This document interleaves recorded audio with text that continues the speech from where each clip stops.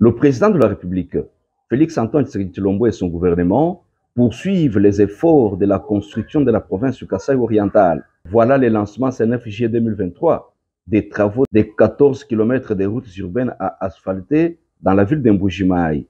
Le directeur de cabinet adjoint et représentant du ministre national des Travaux publics et infrastructures, M. Toby Kayumbi, est optimiste, non seulement pour l'évolution positive des chantiers avec Safrimex, mais aussi pour un montage fait par son ministère pour exécuter les projets Tshilejelo en Mbujimai dans un futur proche. Laissons-les répondre aux questions de la presse avant son départ d'Mbujimai vers Kinshasa ce 10 juillet 2023. Bon, nous avons été dans une mission.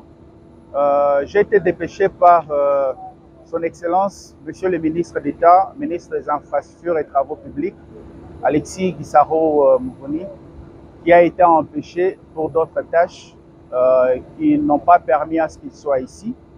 Notre mission fait partie de l'exercice normal qu'on a toujours eu dans la gestion des projets, le contrôle, le suivi des différents projets qui sont lancés ici dans la province, les projets qui sont déjà en exécution pour voir leur état d'avancement, mais aussi lancer un nouveau projet, ce qui a été fait hier avec l'entreprise JMC, un projet de 14 km qui prend en total à peu près une dizaine d'axes. Et ce projet vient en accompagnement des autres projets que nous avions déjà lancés ici en province, tels que les projets Tshilejelo, les projets Safrimex de 35 km, ainsi que d'autres projets qui sont exécutés ici en province en régie par l'Office de voirie et drainage. Voici au moins l'objectif de notre visite et mission ici dans la province. Par rapport aux travaux déjà lancés, quel constat avez-vous fait? Si nous prenons les projets Safrimex, nous avons eu à visiter les axes qui sont déjà pris en charge, les axes où les travaux ont suffisamment avancé, où les travaux d'assainissement sont complètement achevés dans certains axes, et pour certains axes, les taux d'exécution est pratiquement à 70%.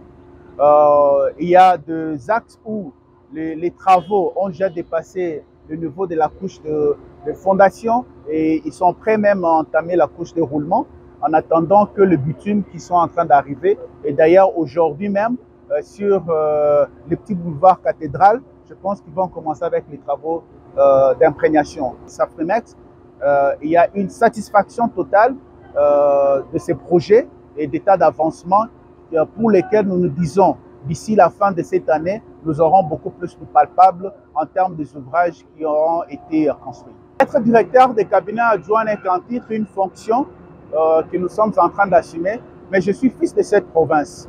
Que je sois directeur de cabinet ou pas, j'ai ce devoir de participer d'abord à un contrôle citoyen, comme tout autre citoyen de cette province le ferait.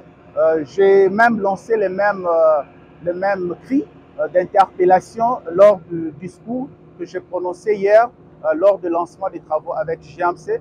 Déjà avec ça, je suis appelé à ce contrôle citoyen, mais aussi voir qu'est-ce que je peux faire en tant que citoyen de cette province. Qu'est-ce que je peux amener au retour? Ça, c'est une province qui m'a vu naître, c'est une province qui m'a vu grandir. Aujourd'hui, Dieu a fait que nous puissions être là où nous sommes. Nous ne pouvons jouer que le rôle de faire des plaidoyers pour que la province puisse avoir et recevoir ce dont elle a besoin. Avec les réseaux routiers qui est en état vraiment déembrayé aujourd'hui, ça fait que l'acheminement de matériel, de matériaux pose de grands soucis. Et cela aussi joue un rôle très négatif dans l'évolution des travaux. Alors, dans la replanification, les recadrages de différents projets que nous avons faits, nous avions demandé aux entreprises qui travaillent de saisir cette période de sécheresse, de faire un stockage de tout ce dont ils ont besoin pour qu'en saison de pluie, il n'y ait pas de rupture. En même temps, nous sommes en train de travailler au niveau du ministère pour que la route qui connecte l'Angola vers Kananga, de Kananga vers le Kasaï oriental, la route de Kalambambouji, que les travaux avancent à pas de géant. Aujourd'hui, ils ont ouvert, il y a 2 semaines, ils avaient ouvert jusqu'à 56 km.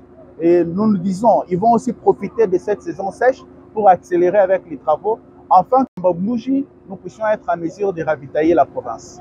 Tchilégelou, c'est un autre cas. C'est un projet que nous avons trouvé, c'est un projet que nous avons hérité. Nous avons eu à recadrer ces projets. Fort malheureusement, nous étions dans l'obligation de résilier le contrat après avoir donné plusieurs mises en demeure. Mais je peux aussi vous annoncer, la bonne nouvelle est que d'ici la fin de ce mois, nous allons reprendre les travaux avec une nouvelle entreprise qui est ici sur place, avec un nouveau montage financier qui pourra permettre que le retard qui a été accumulé dans le premier semestre ici, nous puissions voir comment nous rattraper. Donc la bonne nouvelle est que Tchilégelou va reprendre. Il y a le projet Safrimex de 35 km, il y a le projet JMC de 14 km. Donc aujourd'hui, je peux vous dire avec beaucoup de certitude que la province du Kasaï oriental pourra revoir sa nouvelle route. Au cours de son séjour, une visite de prise en charge des accouchés par césarienne à l'hôpital général de Bonzola et une participation au culte au Zoé Tabernacle lui rapproche des siens. Hier à l'église, oui, parce que je suis d'abord chrétien, comme vous le savez. Je suis né d'une famille chrétienne. Mon père, il est pasteur, un grand pasteur reconnu quand même de cette ville. Le jour de dimanche, c'est le jour du Seigneur. Il nous arrive des fois, par nos multiples charges, qu'on n'arrive pas à avoir cette opportunité de nous rendre à l'église. Mais quand il y a une ouverture, pour ceux qui étaient là, je n'ai pas pu même finir avec les cultes parce qu'il y avait d'autres charges qui nous attendaient. On a pris le temps de prier, le temps de remercier Dieu pour les souffles de vie et c'est ce qui a été fait. Et pour aujourd'hui, à l'hôpital, c'était une visite normale. L'hôpital Bonzola, je ne cesse de le dire, c'est l'hôpital qui nous a vu naître, qui a vu naître nos frères, qui a vu notre petite sœur. Donc, y aller pour voir à quoi ça ressemble, c'était quelque chose de normal pour moi. Mais fort malheureusement, le constat que nous avons trouvé n'a pas été vraiment satisfaisant. Nous avons cherché à aider, apporter un soutien à ceux qui étaient dans les besoins.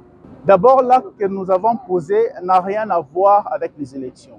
Nous l'avions toujours fait. Pour ceux qui nous connaissent, d'une manière ou d'une autre, nous disons nous sommes un tuyau que Dieu a placé pour bénir ceux-là qui se mettent en position de recevoir aussi leur bénédiction. Le peu que nous avons, si c'est de l'eau que nous pouvons donner à quelqu'un, nous le ferons. Si c'est un sac de farine que nous pouvons faire à cet hôpital, je n'arrive pas à le faire. Mais aujourd'hui, le temps a permis, mon agenda étant un peu soulagé, je me suis rendu et nous avons posé l'acte qui a été posé. Moi, je dis le destin et le divin, Dieu sait le pourquoi.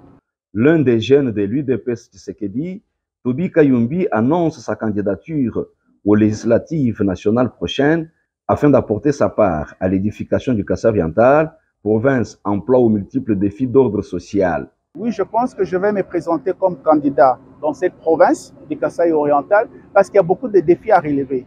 Si nous, la jeunesse, qui sommes aujourd'hui conscients de l'état actuel de notre province, nous ne prenons pas les histoires en main, personne d'autre ne les fera à notre place. Voilà pourquoi aujourd'hui, je déclare et je le dis que je serai candidat aux élections au niveau national dans la province du Kasaï oriental comme étant candidat. Les 14 km des avenues qui seront exécutées dans 20 mois sont les suivantes. Il y a l'avenue Mbala Mwambila Bantou, l'avenue Loubi, l'avenue du Gouverneur, Saint-Raphaël, Grasse Spes, Séminaire, Kachala Bonzola, Okazop, Moussoya, Boucle Gertrude Hôtel, avenue Chibombo, avenue Lupota et avenue Ben.